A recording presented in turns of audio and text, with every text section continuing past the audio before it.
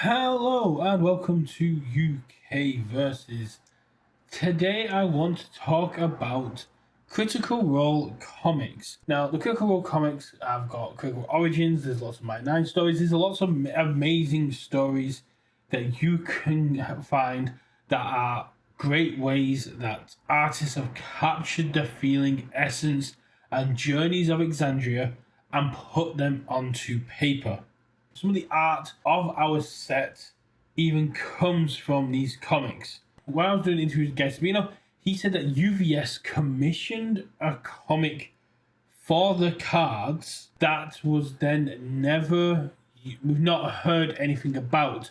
I've not seen any release schedules. It's not something UVS has talked about, and it's a very interesting fact that now that we have out there that there's a UVS Critical Role comic out there that these artists have worked on that we don't really know anything about.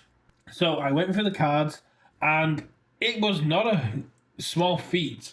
Assis and Sabino did 40 cards between them to make sure that they got kind of everything done. And there's a range of different stories being told from in here.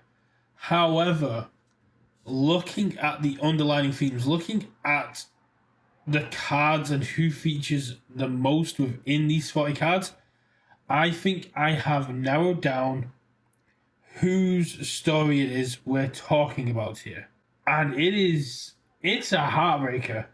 I think that part of the reason why Lorenzo was the last boss we got revealed for the set also factors into it, because spoilers for the start of campaign 2 around the 20 to 30 episode mark storyline, I think we're dealing with Molly Mock's death in this comic. Looking at the cards, we can see Keg is on a lot of the cards.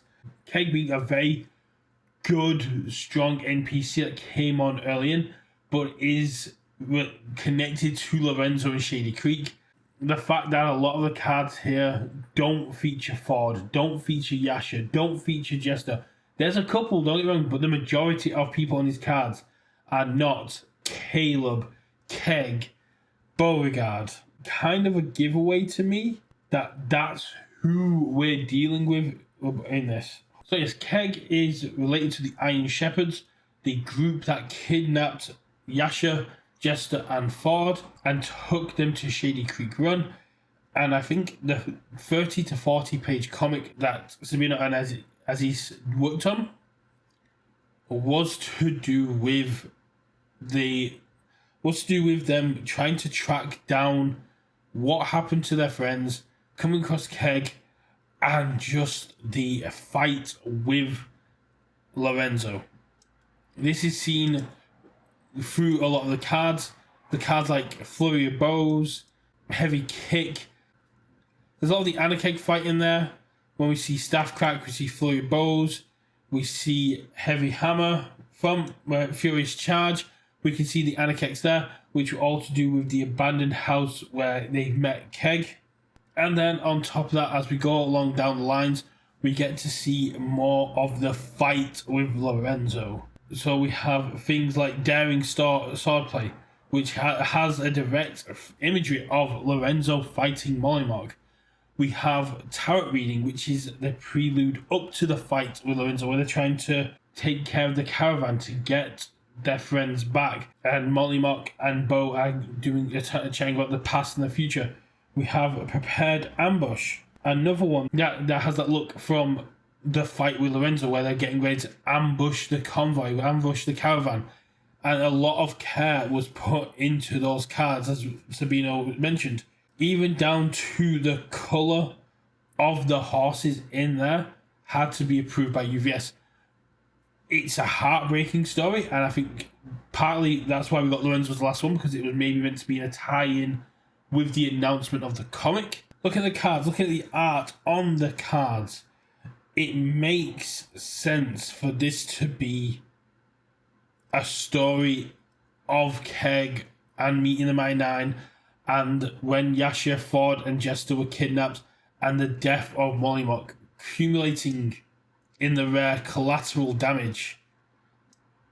We see a lot of the fight through Widowgas Web of Flames. We see Stinging Blade. We see daring swordplay. We see a lot of the story of Keg traveling with the Mighty Nein.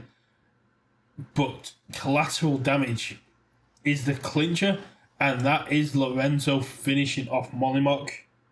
And that is absolutely brutal. I will catch you all in the next one. Did you know about the Critical Role comic? Did you know that UVS had commissioned one?